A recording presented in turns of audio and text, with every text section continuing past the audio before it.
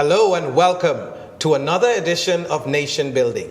On our program, we examine the political, social, and moral issues in the leadership of the Bahamas. On our program today, we have a very, very exciting show.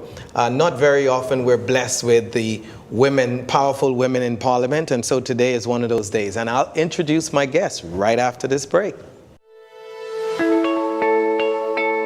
The concierge service is the best thing ever. Like, it is so fabulous, especially for someone like me where I cannot leave my office, my job, to go do anything in the middle of the day because I'm on the radio. The service was so fabulous. The ladies gave me a call, they set up an appointment, they come with their professional looking attire, they're just so cute, and they come here, and it was a great experience. It took 20 minutes to switch over to the Alive service. It was simple, it was easy, and they just made me feel so welcomed. They explained everything. They hooked me up with my new phone, they gave me my data package, as you can see, hey. And it was fabulous. It was a wonderful service, but what I really liked best about it was not only did they come here and make it easy for me, but they continued to check up on me. The next day, they made sure that everything was working properly with the phone. I didn't have any issues. The following week, they contacted me again, and I've built a relationship with them. They've continued to check up on me. I feel like I'm part of the Alive family. It's amazing.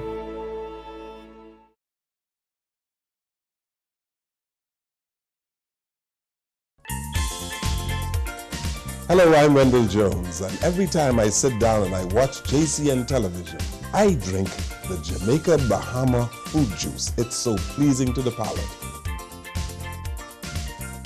I've been cooking Bahamian dishes for generations. I now use Jamaica Bahamas product. The rice is very fluffy, very tasty, and good eating. Jamaica Bahama product is simply the best. As an insurance agent, my life is go, go, go. But whenever I need a refreshing break, it's Jamaica Bahamas Island Mixed Fruit Drink. Good. Hi, I'm Debbie Bartlett from GEMS 105.9 FM. The effect that Island Junkanoo Juice Medley has on me is exhilarating.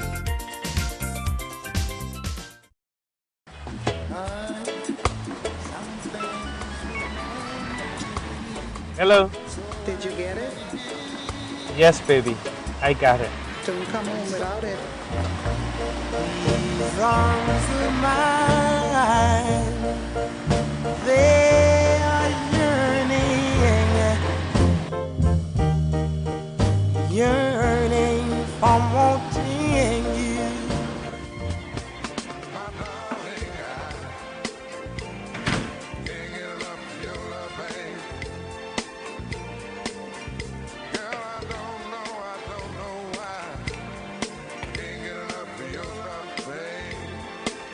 Where is it? Strongback is distributed by Jamaica Bahamas Import and is available at your favorite food or convenience store nationwide. For more information, call 341-4091 in Nassau and 351-8282 in Freeport.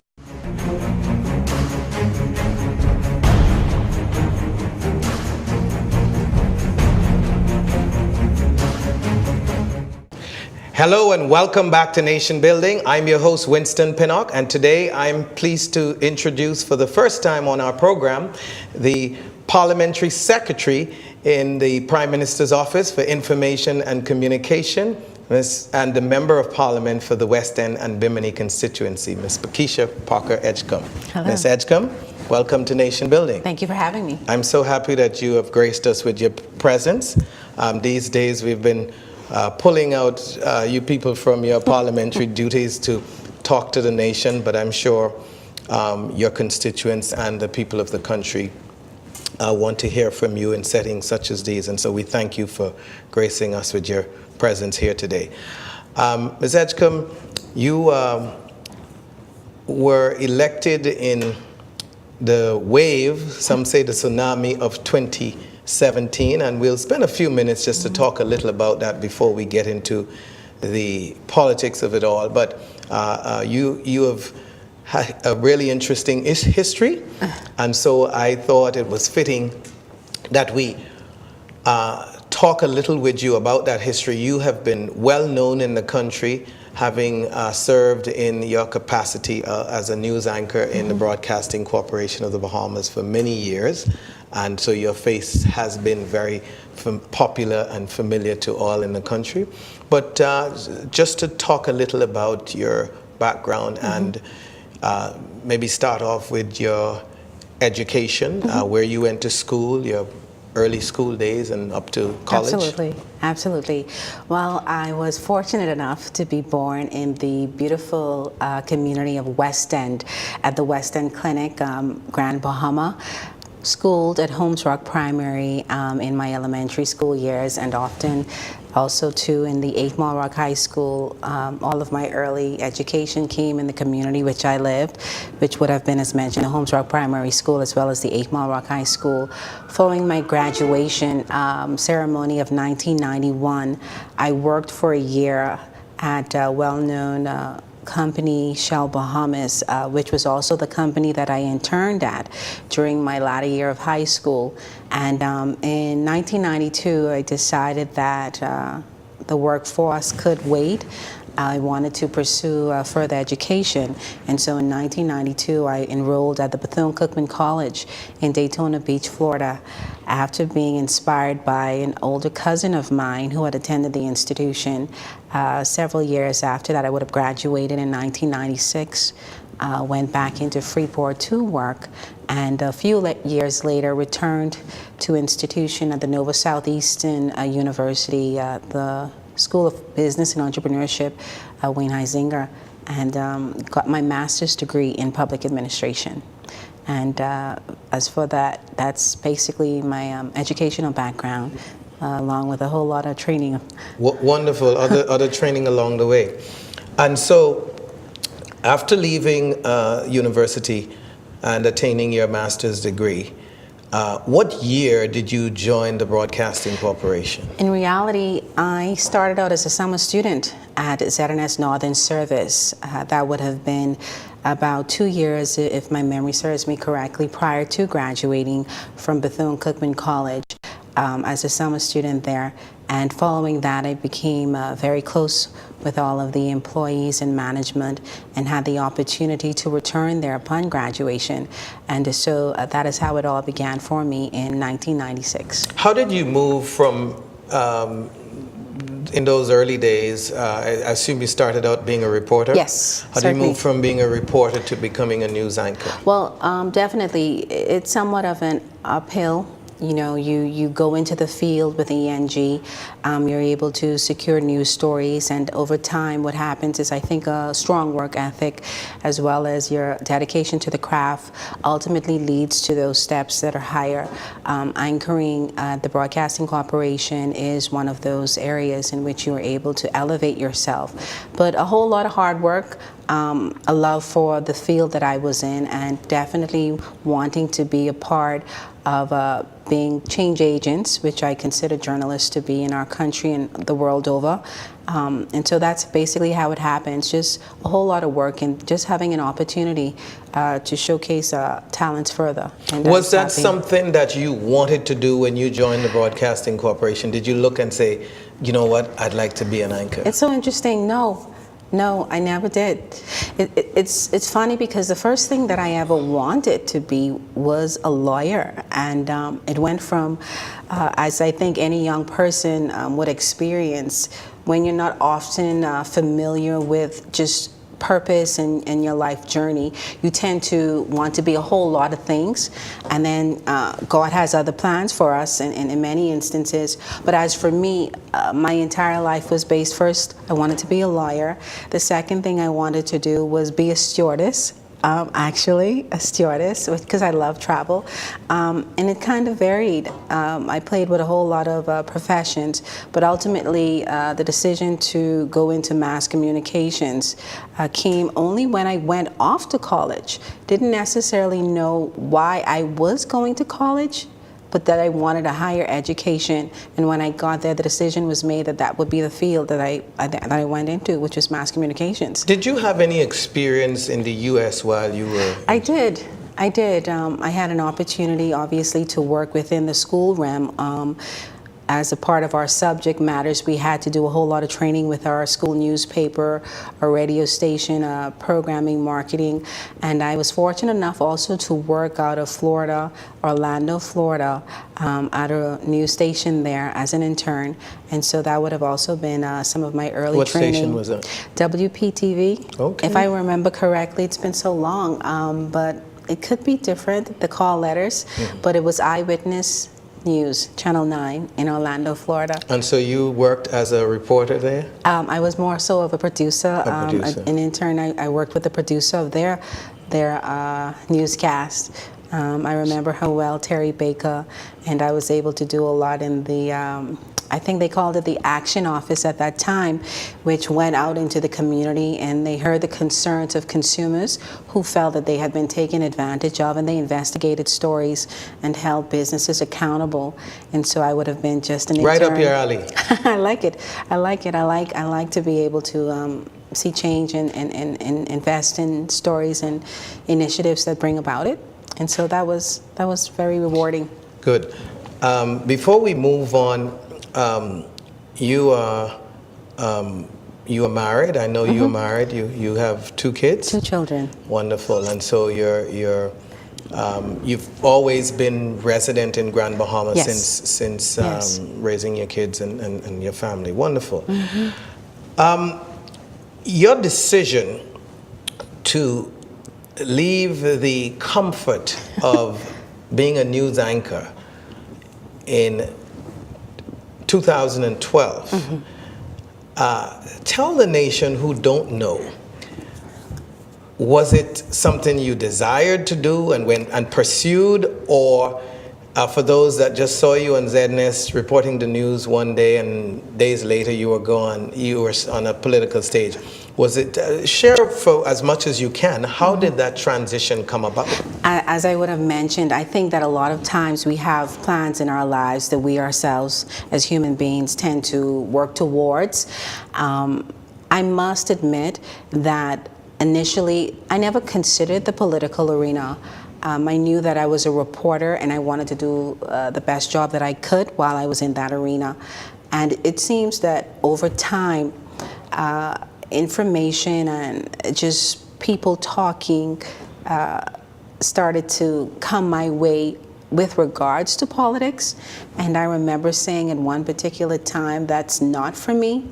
I had heard so much about the political arena, oftentimes a lot of negative with regards to it. And, you know, the term often being referred to as politics is dirty is something that I would have heard often. And I thought, well, I don't want to be a part of that arena if indeed it is. But as God would have his way and basic, you know, inspiration in seeing some of our political leaders and those who really stood for country, I became a little bit inquisitive, not really acting upon it, but just becoming more informed about it and trying to find out what was this arena and what did they do and why was it so important to not only our nation building, but the world over. And so when the opportunity presented itself, I prayed about it. And I asked God for guidance. And I am a firm believer that prayer answers things. And I got that answer through prayer. And this is why I'm here. But just to be clear, the opportunity to present it itself, and I'm sure our viewers are saying, how? Tying the dots, as much as you care to share. Were you approached by a political operative? Did you approach the political party, the Free National Movement at the time led by Hubert Ingram? Or what do you feel comfortable sharing us to? I think for anything that we do, we often have those persons who see something in us that we may not necessarily see in ourselves. I can't say that it was an intense recruitment so much as it was an opportunity, and as every political party perhaps does throughout the world, they're interested in people who are interested in change. And I had the opportunity to work with the Free National Movement eventually towards that, and all of the things just came together, and I was able to benefit and become a candidate under the Free National Movement. I noted back in 2012 that your introduction to the people of Grand Bahama it seemed, certainly to me, you might not share that view, and to many other observers, that it was a very, very strategic move by the then Prime Minister, Mr. Ingram.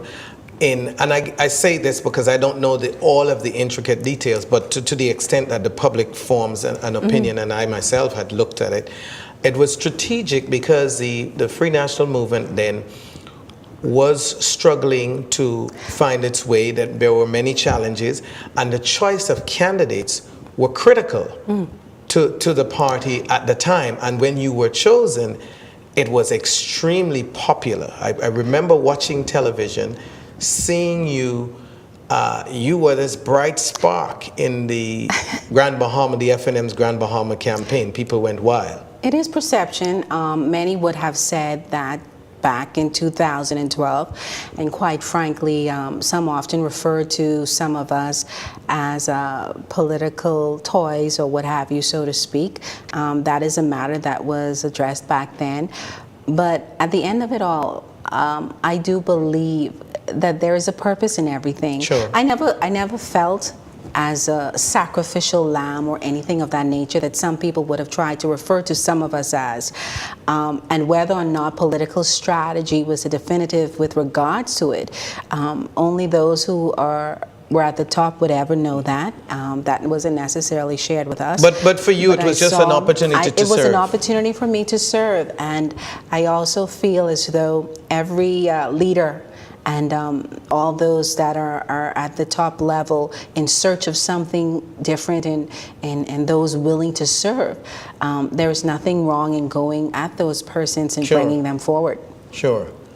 But I highlighted that simply because, and I think the story must be told, that you certainly was a tremendous spark, as I mentioned earlier, in that campaign. And the public, the reception by, well, certainly those, the party itself, because we were watching television, watching the mini convention or whatever it is that they had when they introduced you, and the reception, you know, the crowd went wild. And not only that, but following the campaigns throughout the election campaign, even in Nassau, in the capital, you were certainly one of those bright spots. Last question I'd ask on that, and on your whole, certainly as a popular news anchor, one can understand you're a very attractive woman and you present very well, always have. So it's not hard to see why people would be endeared to you and to what you represented and you presenting yourself. So when we talk about it being a brilliant political strategy, it's in that context that those in leadership would have seen value to your being involved and being a part of your team to the extent that they pursued you. And so the 2012 campaign, before we move on, once you became a candidate, you went out on the campaign trail. It was a new experience for you. Absolutely. Was it frightening or was it exciting? Both. I think that anything that is new, there's also always an element of fear, but not for a very long time. Very interestingly, going into the political arena with it being all new, I was surrounded by quite a number of people that knew about it. And so a lot of lessons were learned early on, and that fear soon subsided.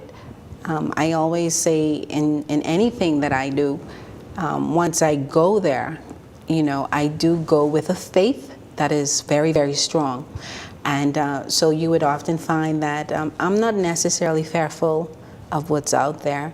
It's just getting started and moving forward. And so back in 2012, everyone asked the question, you know, why would she leave her job and why would she go into the political arena? And there I sat and stood many a nights just basically looking at what the comments were and just feeling very, very at peace. You know, I remember at one point in time telling our former Prime Minister, the Honorable Hubert Ingram, that I felt like I was floating. And he said, well, you know, continue floating, my dear, and that was it. It just felt really surreal. Okay, so it didn't last long. So never mind that wonderful personality. There's some fire in there. You're watching Nation Building. I'm your host, Winston Pinnock, and we'll be right back after this break.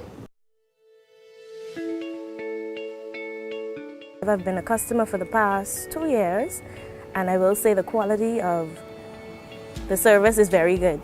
During my trip to Andros, I was connected the entire trip. So that was really good. I was able to contact my family members and let them know how the trip was going.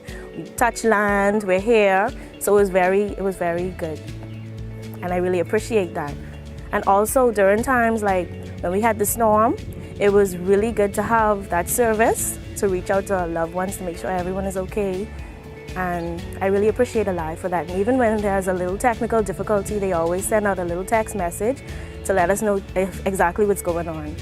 I'm happy to be alive, and I believe in best.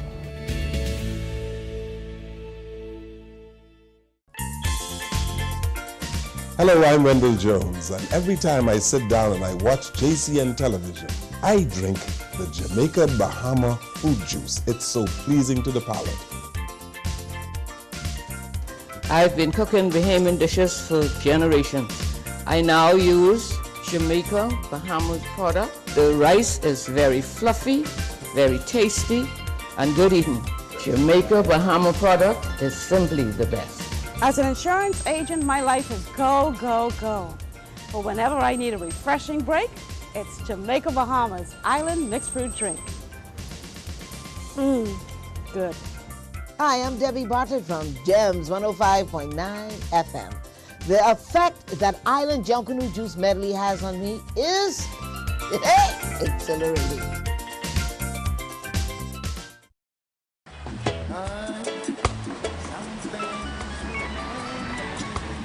Hello. Did you get it? Yes, baby. I got it. Don't come home without it. These arms of mine, they are yearning for wanting you.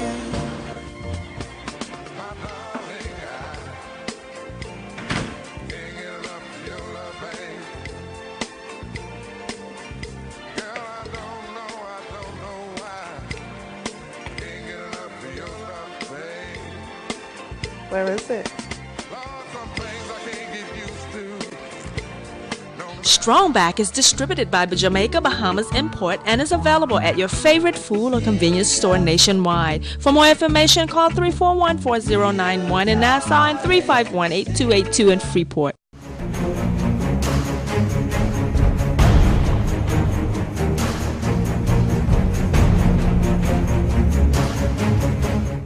Welcome back to Nation Building. I'm your host, Winston Pinnock, and I'm here today with Ms. Pakeisha Edgecombe, who is the Member of Parliament for the West End and Bimini constituency, and she's also the Parliamentary Secretary for Information and Communication in the Office of the Prime Minister. Ms. Edgecombe, as we move into this segment and begin to get a little closer to where we are today in terms of what the government is doing, I don't want to leave out for those who have been following your wonderful story of how you entered the political arena in the Bahamas and begin to serve your country. I don't want to just jump to the glory days. After the 2012 general elections, after your party suffered a crushing defeat, and say to our people, what did that feel like? and secondly, as a two-part question, and secondly, how you would have been able to pull yourself out of what everybody, even those who have been ministers and served for many years, that if you will, for lack of a better term, that depressing feeling of having put your all out there and end up short. I think for the entire party, it was somewhat of a shock. Not necessarily because we didn't consider that obviously losing is always an option when you go in anything that is competitive. But from what we were seeing and hearing on the ground, it didn't necessarily equate with what we saw coming out as the results of the polls. And so obviously that was something that took us aback. Personally, on a personal level, when I lost, I didn't necessarily feel that I had lost, because I found that the entire time that I campaigned and all that we did during the campaigning period was just literally a lesson learned. And so I took that away from losing, and I kind of carry that along with me. I really felt really badly for those who had worked so hard on the ground along with me. All of my generals and those persons who would have taken themselves and put themselves in the forefront, who soon after would have experienced what, politics does to many of us in this country, being labeled and further into it just kind of being isolated. And I felt for my community. I felt for those who gave up a lot to walk with me. Many of them who cried after we had lost. Strangely enough, I never cried. I felt guilty for not crying because everyone around me had expressed that emotion, and I couldn't understand why I didn't cry. And as time would go on, I soon realized the reason, because it wasn't time. It was not time for me to be there. And I just took that and I kept moving. Some candidates I've heard, and you obviously may not share this view, after a loss felt that the people made a mistake. Did you feel like the people at that time made a mistake? I wouldn't term it so much as a mistake as much as people just exercised their democratic right. A lot of times things that happen we may not necessarily agree with, but everyone has a choice. In saying that they made a mistake, it takes away from that right. I don't subscribe to that. Would we have wanted to win? Yes, we would have, but it just wasn't for us at that time. And I think what the people did was based on what they felt. And I don't necessarily wish to ever say that a mistake was made when we would have preferred us being there because we feel as though we're better at managing the country. But at the end of the day, the choice of the people has to be respected, and I think that is what we did. Good. And so let's move ahead now. What gave you the nerve to come back, not just to run in 2017, but to accept to go back to the same constituency that you suffered that defeat in 2012? The people. It is my community. It is the community that I grew up in, and I know the people. And they called for me. At first, I hesitated because I felt as though I couldn't represent them well after a while of going through all 5 of those years and experiencing what I experienced in that break. I just felt that I was not able to do what they needed me to do. And so I started to shy away from that because the last thing I wanted to do was disappoint my community. And having been defeated the first time, I didn't want to go back there and perhaps it happened again. And so anxiety to some degree kicked in because I really didn't want to disappoint the people who expressed confidence in me. But they were my inspiration. They continue to be my inspiration. And especially the children of our community. When you look at what the future holds, it is very, very difficult to go in a corner and pretend as though you don't care and that you don't want to see changes. And so I stepped back out in faith again, and just a firm believer in God, and knowing that in all things, anything is possible.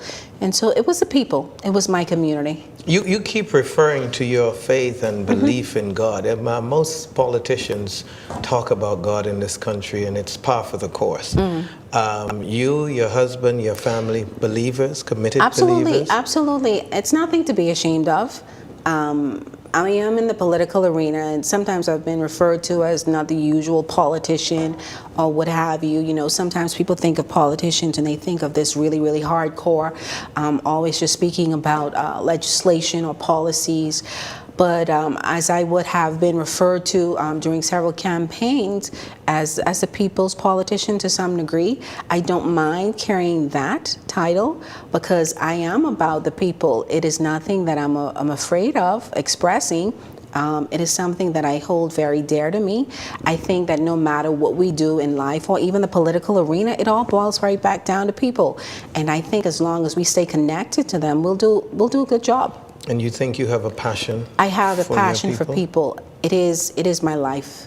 How do you bear the weight, which is a heavy load, of the demands of your constituents, which is not uncommon like any other constituency in the Bahamas? Our people, it has been said over the years, have been very spoiled in that from the days back in from the UBP days and even before that, when the Bay Street Boys dominated the political arena, before the Progressive Liberal Party was formed, it was well noted in history that those who had resources catered to the people, especially close to elections, in order to win their support. And it worked for a long, long period of time. Some say the PLP went into the same practice for the 25 years they had between 67 and 92. And to a lesser extent, but still, that practice has continued. So my question is, how do you manage that expectation? And you mightn't say it, but I would say it. The unreasonable expectations quite often that constituents in our country place on a member of parliament. I think that it has a lot to do with our constituents not necessarily believing in themselves and knowing that they are actually the real government. I find, and I would have heard and an experienced person's talking similar to what you're saying with regards to, you know, our constituents wanting certain things at certain periods and throughout the years, dependency on the politician or the MP to be their last. I think it is a mindset that we definitely have to change in this country, but it only comes when the member of parliament says to the constituent that I am not the one with the power, you are. Every constituent has a voice, and while the MP may have been chosen to convey their message, they have the power to basically silence that voice when they go to the polls. And I know that over time and over the many years, we hear stories about certain things happening. At the end of it all, though, I do believe that it comes right back to the person that you choose to represent you and what they believe, that whether or not they believe in you. You know, many instances would have occurred in which, as a member of parliament, I personally would have had to say, listen, you know, you can do this. You don't have to rely on an MP to support you. You have a talent. You have a skill. Let's figure out how we can get you to base your life on what God has blessed you with. And a lot of talks like that go on. Some people in the beginning may not necessarily be open to that because they're not used to that. But at the end of the day, I am not in this to become an enabler. I wish to see empowerment in my community, because at the end of the day, when you go to your home or you deal with your children, the politician isn't going to be in the house. You are going to have to be the one to know how to deal within your community and to empower yourself. I am only a vessel to ensure that that happens for you and those that you love. You have some responsibility, weighty responsibility, and want you to say to the nation, want to talk a little about that. I do have to ask you on behalf of your constituents, before we move on to your responsibility, your governmental responsibility. A lot of people, and it's not only in your constituency, by the way, in fact, in many, many constituencies, have traditionally complained about being able to reach their member of parliament, not, I guess they have expectations of them coming to see them. You know, the Bahamian people have traditionally said, you come and you knock on my door when election time, and after this, I don't see you.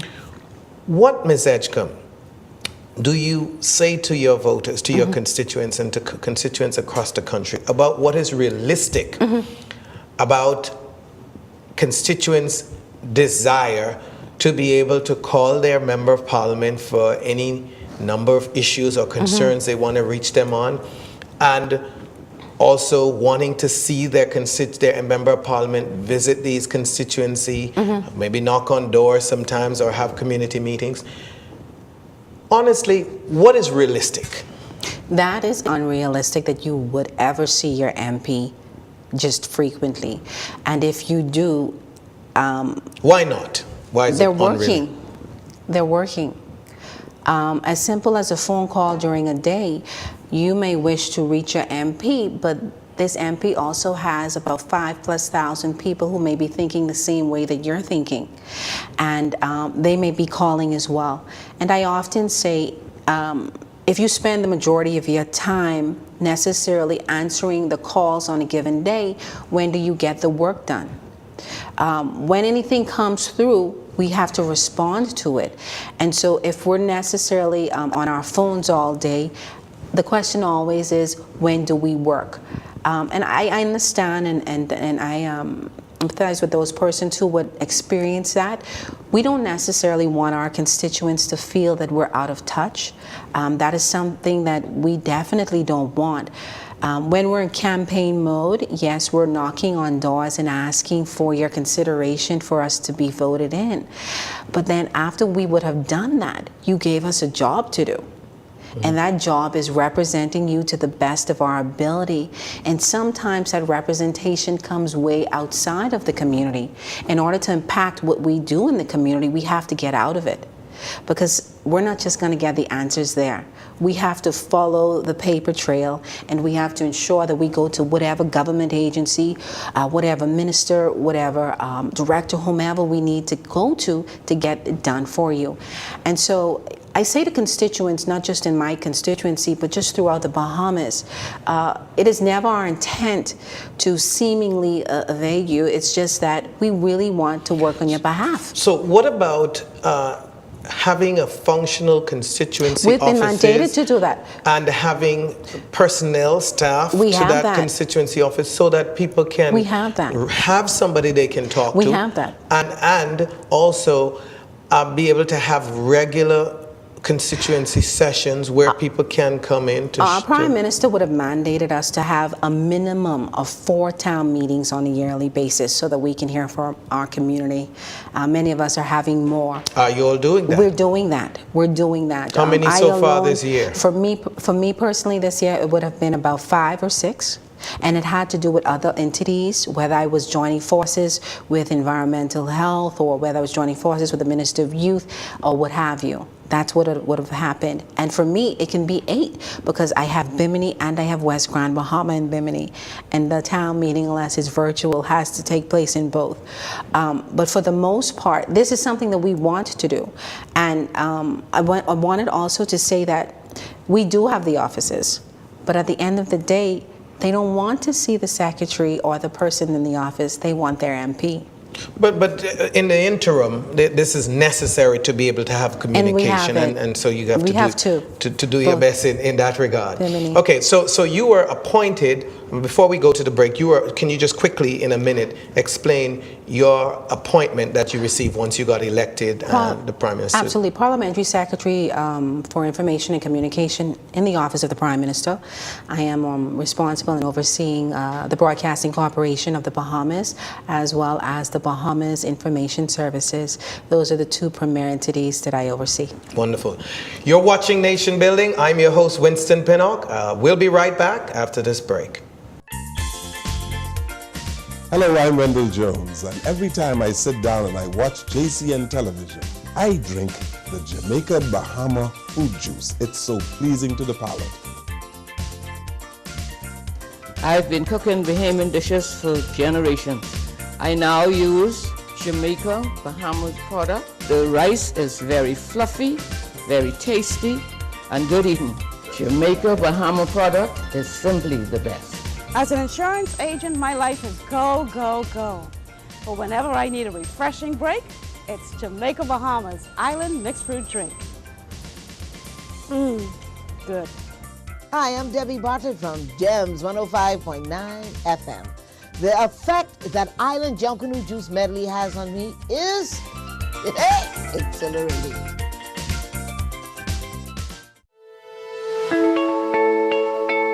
The concierge service is the best thing ever. Like, it is so fabulous, especially for someone like me where I cannot leave my office, my job to go do anything in the middle of the day because I'm on the radio. The service was so fabulous. The ladies gave me a call. They set up an appointment. They come with their professional looking attire. They're just so cute. And they come here and it was a great experience. It took 20 minutes to switch over to the Alive service. It was simple. It was easy. And they just made me feel so welcomed. They explained everything. They hooked me up with my new phone. They gave me my data package. As you can see, hey. And it was fabulous. It was a wonderful service, but what I really liked best about it was not only did they come here and make it easy for me, but they continued to check up on me. The next day, they made sure that everything was working properly with the phone. I didn't have any issues. The following week, they contacted me again, and I've built a relationship with them. They've continued to check up on me. I feel like I'm part of the Alive family. It's amazing.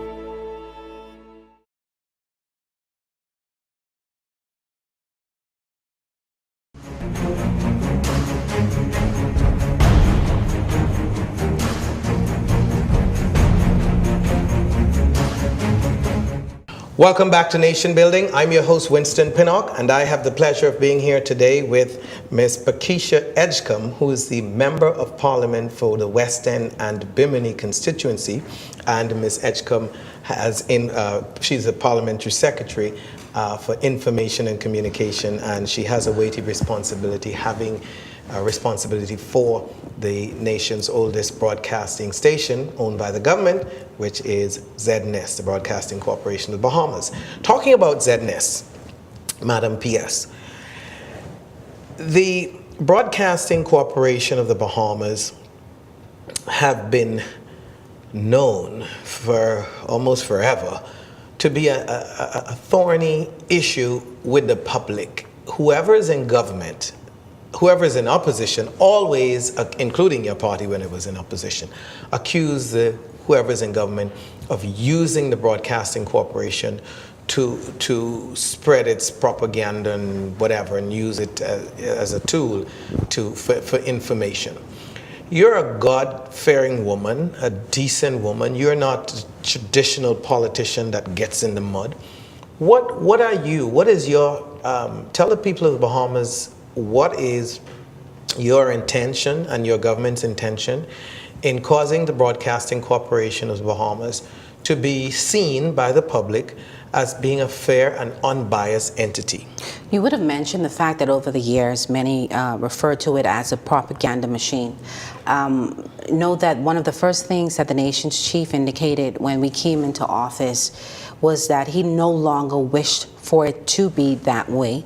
And perception is a serious thing. It is something that we have struggled with for years with regards to the government, and the government of the day being in control of a broadcast station.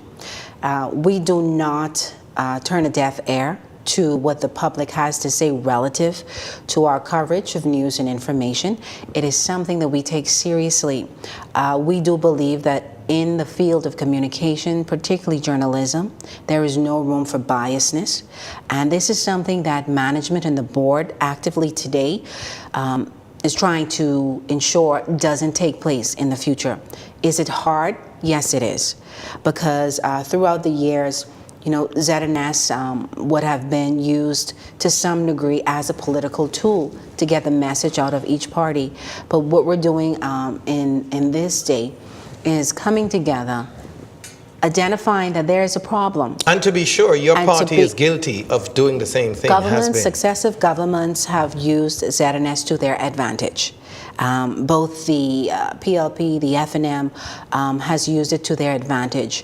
And you would look at it and think, well, if you have a broadcasting corporation, why not promote our agenda? There's not necessarily anything wrong with promoting your agenda. However, in the field, there has to be a balance. But not the party's agenda, though. The party's agenda necessarily comes through that as well, you know, but because that's the problem that people have. This is what I'm trying to say. The problem would have been that the different parties would have taken advantage of a tool that they had at their disposal. Right, and I'm simply saying, are you willing with your we not only willing, we have begun that. Yeah, are you committing to the Bahamian people today that under your watch, they can be assured that the Broadcasting Corporation will not be used? Absolutely. As a matter of fact, right now, what we are seeing is, to some degree, you have both F&M saying that it's the PLP saying it's an F&M thing. So at the end of the day, if both are saying the other is getting played, then we're getting there to the balance. We're getting there to the balance.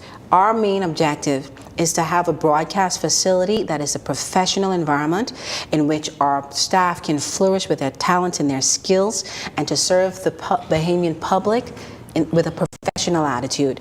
We're not necessarily in this anymore of being used as a propaganda machine, and it is something that we would have expressed to our very own in the beginning, that we will not be used as a propaganda machine.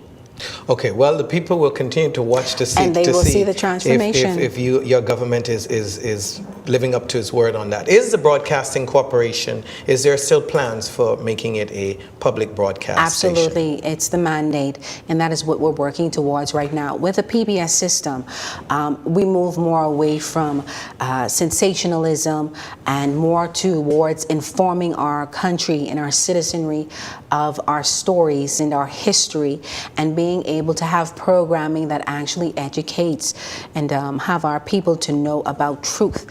I think for a very, very long time, as you would have mentioned, politics has played a role in which whenever a government would come in, they wouldn't necessarily identify what the next government did. And it is an injustice to our country when that happens. We're not hurting anyone but ourselves when we don't tell the truth and history as it unfolds. Okay, and just to be clear, should the people of the Bahamas expect the Broadcasting Corporation to be converted to a public broadcast station before the end of this term? We're working very hard towards that. Can it be done? Yes. Whether or not we're going to have any obstacles along the way, we don't know. But the very intent is to achieve a PBS system in this 5-year period, which we have been mandated. But that would be a feather in your hat. Wouldn't you want to push very hard? You still have almost 4 years to go. And that's what we're doing. So I'm not making any promise at this point. But what I can say is that we are working towards the mandate. Will we achieve it? That remains to be seen, but we're definitely working towards it. And you don't think almost 4 years? I think it's a very long time. Okay. And I think it can be achieved. Any plans for BIS? The Bahamas Information Services is also mandated. It's the primary PR machinery for the government. Our plan is to utilize this service in a more, we want to expand it. I find that for a very long time, BIS has been looked at as just a mere information system without necessarily being equipped with the necessary tools. And we're looking forward to promoting that entity more, because somewhere along the way it got lost. Okay, and before we move on, both of those entities, I assume, are headed by capable people in order to get whatever it is that you wish to get done. We so who are the so. persons heading both of those We think so. organizations? At ZNS, which is the Broadcasting Corporation of the Bahamas, we're led by Pakeisha DeVoe-Isaacs, who serves as the general manager. The chairman of our board is Mr. Mike Smith, as well as BIS is headed by Mr. Kevin Harris, who is well known in the media circuit. And you think that that team is capable of getting the job done? I know they are. Okay. The 2017 general election showed that in spite of significant wave in the general elections broadly, the people of West End proper, your birthplace and hometown, I think that's the one thing we do share in common, that we both were born in the same clinic, same place. Beautiful, wonderful city. The people of West End proper still did not, those polls in there still did not you didn't win those polls. You won the constituency by a good margin and comfortably so. I'm raising that because I'm just asking, have you thought about, and is there any hope, because they did this to David Wallace, the MP that won, the only other FNM that got that seat was in another wave in 1997. And I'm saying, do you think that you are able to, and do you have plans to impress the people of West End proper sufficiently to cause them, for the first time in the history of our country, next election to be able to vote for you based on your performance? You said it. Based on my performance, that is what I wish for them to vote on. And you feel confident that you're going to be doing enough to win them over? We're working towards it. We're working towards it. The intent is to demonstrate that while West End proper may not have necessarily supported me, that I will support them, and I will ensure that that community benefits just as Bimini would. In the end, performance will determine whether or not I return. Is there any particular plans that you have for that area in particular? Because we know, and I'm raising this because on behalf of the people of West End, yes, it is a place that has a great history. Yes. Remember the days of Jacktar Village. Remember the days when West End was the place in Grand Bahama. Yeah. And you have the privilege of seeking to resurrect that place. It is really in a challenging state and has been so for a while. So that's not your fault. Right. But do you have any? Is there any of the plans that you have that you're willing to share with the nation or with the people? It's just going to take a concerted effort. Right now, the corporate sector will be very instrumental. I don't know whether or not you're aware, but we're ushering a major development into that area at the tune of some $2.5 billion plus. That is going to revitalize West End. It is as a result of foreign direct investment. But on the outside of that, that is going to come, and this is something that we are going to embrace. But outside of that project, what we're saying to our people on the ground in the West End is that you too have to use your community to ensure your growth and development. So what we're going in there and what we're doing is we're listening to the people. Nobody knows West End like those that live there. And what we're hearing from West End is what their needs are, whether it has to be what they believe to be the return of the government dock so that the channel can be dredged and yachts and boaters can come through that and kind of revitalize their sector of that community, whether it be a community center for our young people who does not necessarily have anything to do with their time. These are some of the things that the people are calling for, and that is something that I will continue to voice in Parliament. Like I said, nobody knows the community like those that live there. All we're doing is listening and answering their call. And so you're working feverishly to get Absolutely. the funding and The what is funding, necessary to the not just voice it, but to get it done? The funding, the manpower, the belief in community, and knowing that we can do it together. Before we move on quickly as we get ready to wrap up, the project that you mentioned, do you want to put a little meat on those bones for me and for the people of West End? What Actually, exactly? a Canadian-based company, Skyline, has come into our community with the plan of basically bringing forward a major hotel property that's inclusive of not only a hotel brand, but a major golf course and what they're terming as a mega marina. We do believe that this is going to bring a significant amount of jobs. Already we would have had a town meeting in West End. We're hoping that we are very, very close to signing a heads of agreement. And we believe that with this project, there is a tremendous area for spin-off businesses and for our people to be employed. During that town meeting, the representative for the developers would have indicated that they are all about competing not with the Bahamas, but with the Florida market. And being so close to Palm Beach, we believe that this is a right measure. And we think we're going to really benefit significantly. How soon should the people expect the project to start? At that town meeting, it's only a matter of days right after the heads of agreement is signed.